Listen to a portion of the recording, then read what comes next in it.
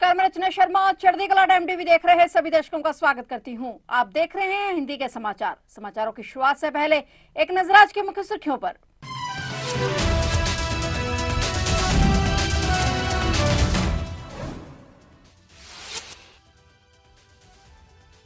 दिल्ली में 70 विधानसभा सीटों पर आज वोटिंग। आतिशी बोली, ये चुनाव नहीं धर्म युद्ध है। प्रवेश वर्मा ने कहा, 8 को खिलेगा कमल।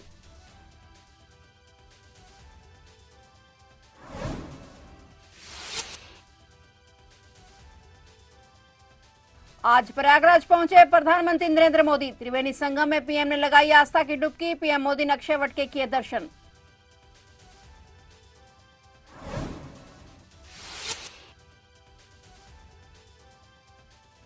अमेरिकी राष्ट्रपति डोनाल्ड ट्रंप ने की बड़ी घोषणा। कहा, गाजा पट्टी को कब्जे में लेकर डेवलप करेगा अमेरिका। नेतन्याहू बोले, यह ऐतिहासिक कदम।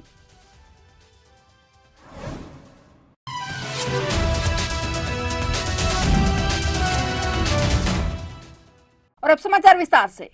दिल्ली में विधानसभा चुनाव के लिए बुधवार को सुबह सभी 70 विधानसभा सीटों पर 7 बजे से वोटिंग शुरू हो गई है, जो शाम 6 बजे तक जारी रहेगी। इस चुनाव में 1,56,00,000 वोटर्स 699 उम्मीदवारों की किस्मत का फैसला कर रहे हैं। दिल्ली में आज 70 विधानसभा सीटों पर वोटिंग हो रही है। आम आदमी पार्टी जहां अकेले दम पर तीसरी बार सरकार बनाने का प्रयास कर रही है, वहीं बीजेपी का 27 साल से सियासी संन्यास को खत्म करने का प्रयास रहेगा। इसके अलावा कांग्रेस भी शीला दीक्षित सरकार के शासनकाल की याद दिलाकर बाजी पलटने की उम्मीद कर रही है। वहीं आज एक बार फिर दिल्ली के सीएम आतिशी ने बीजेपी पर हमला बोला है। उन्होंने कहा कि दिल्ली का ये चुनाव सिर्फ चुनाव नहीं, ये धर्म युद्ध है। मुझे पूरा भरोसा है कि ये लोग काम करने वालों को वोट देंगे, गुंडों को नहीं। उधर बीजेपी नेताओं का कहना है कि 8 फरवरी को दिल्ली में भाजपा की सरकार बनने जा रही है।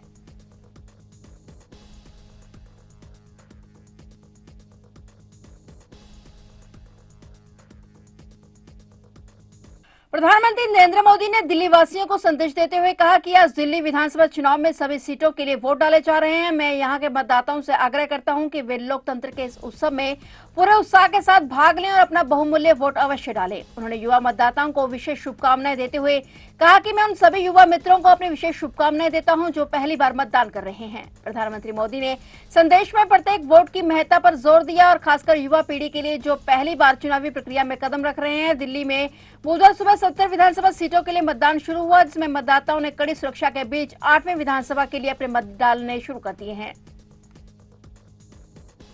प्रधानमंत्री नरेंद्र मोदी आज यानी बुधवार को प्रयागराज महाकुंभ में पहुंचे। आज पीएम ने यहां त्रिवेणी संगम में आस्था की डुबकी लगाई। पीएम मोदी इस दौरान अलग अलग कार्यक्रमों का हिस्सा बने। पीएम मोदी के साथ उत्तर प्रदेश के मुख्यमंत्री योगी आदित्यनाथ और भी कई दिग्गज पवित्र स्नान करने पहुंचे। प्रधानमंत्री सबसे पहले अरैल घाट पहुंचे और इसके बाद निषाद राज क्रूज पर सवार होकर अरैल घाट से संगम ननौस पहुंचे। संगम पर त्रिवेणी की धारा में आस्था की पवित्र डुबकी लगाने के बाद उन्होंने मां गंगा का पूजन किया। वहीं पीएम मोदी ने संगम पर आए साधु संतों से भी मुलाकात की। इनके अलावा पीएम मोदी ने अक्षय वट में दर्शन किए। अक्षय वट के बाद प्रयागराज में स्थित लेटे हुए हनुमान जी के मंदिर में भी दर्शन पूजन किया। बता दें कि प्रधानमंत्री मोदी 2019 के कुंभ मेले में भी आए थे। इस दौरान उन्होंने गंगा स्नान किया था और गंगा पंडाल में स्वच्छता ग्राहियों के पांव पखारे थे और सामाजिक समरसता का संदेश दिया था। वहीं पीएम की सुरक्षा के मद्देनजर पुख्ता इंतजाम किए गए हैं।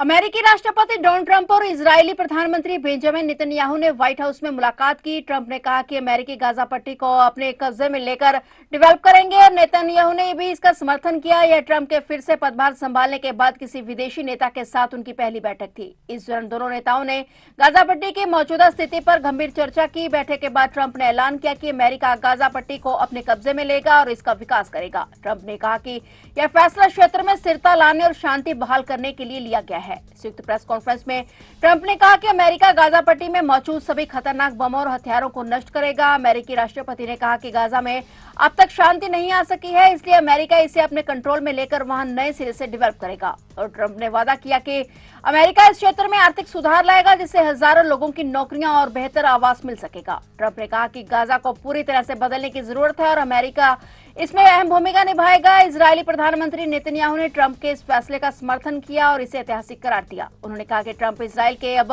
तक के सबसे अच्छे दोस्त हैं। नेतन्याहू ने कहा कि ट्रंप ने कई ऐसे फैसले लिए हैं जो असंभव लगते थे, लेकिन ट्रंप ने उन्हें पूरा करके दिखाया। वहीं नेतन्याहू ने भी यह भी कहा कि इजरायल हमास के खिलाफ जंग जीतकर ही इस लड़ाई को खत्म करेगा।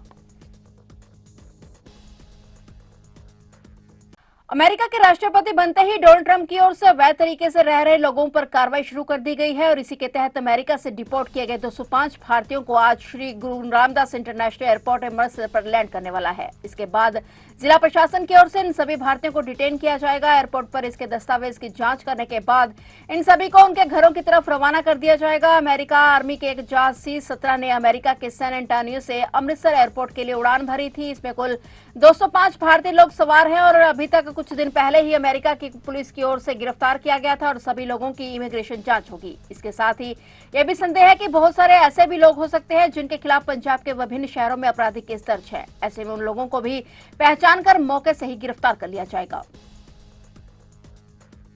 किसान नेता जगजीत सिंह डल्लेवाल के आमरण अनशन को दाता सिंह वाला खनौरी मोर्चे पर आज 72 दिन हो गए हैं। वहीं अब हरियाणा के 50 से अधिक गांवों में से किसान अपने खेतों के ट्यूबवेलों से पवित्र जल डल्लेवाल के लिए लेकर मोर्चे पर पहुंचे हैं। इस मौके पर किसान नेताओं ने बताया कि डल्लेवाल पिछले 71 दिनों से सिर्फ जल ग्रहण करके अपना शरीर के ऊपर कष्ट झेल रहे हैं ताकि खेती जमीन और किसानों की अगली पीढ़ी को बचाया जा सके। किसानों की भावना है कि उन्हें खेतों का पवित्र जल जगजीत सिंह डल्लेवाल ग्रहण करें, जिन्हें बचाने के लिए वो सत्याग्रह कर रहे हैं। किसान नेताओं ने कहा कि यह सिर्फ जल नहीं है बल्कि उन हजारों किसानों की भावना है जिन्हें यह महसूस होता है कि MSP गारंटी कानून बनवाने के लिए चल रहे किसान आंदोलन 2 में सहयोग करना जरूरी है। और इसी तरह 6, 8 और 10 फरवरी को हरियाणा के किसानों के बड़े जत्थे जल लेकर दाता सिंह वाला खनौरी मोर्चे पर पहुंचेंगे। किसान नेताओं ने सभी किसानों से अपील की है कि मोर्चे का 1 साल पूरा होने पर 11 फरवरी को रतनपुरा, 12 फरवरी को दाता सिंह वाला खनौरी मोर्चे और 13 फरवरी को शंभू मोर्चे पर आयोजित महापंचायतों में अधिक से अधिक संख्या में पहुंचना है।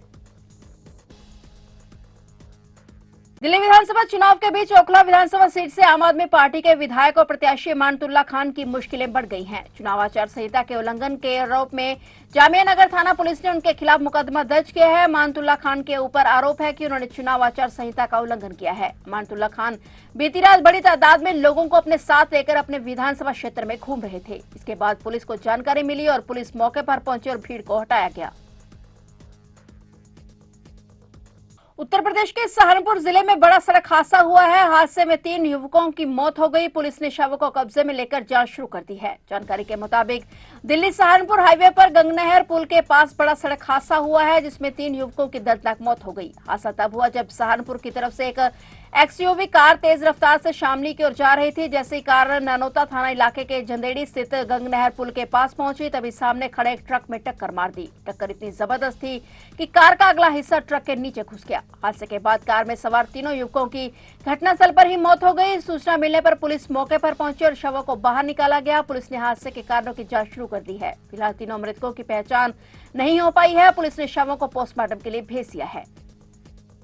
तो आप देख रहे थे हिंदी के समाचार और नए समाचारों के साथ फिर से हाजिर होंगे। तब तक के लिए देखते रहिए चढ़ती कला टाइम टीवी और मुझे दीजिए इजाजत। धन्यवाद।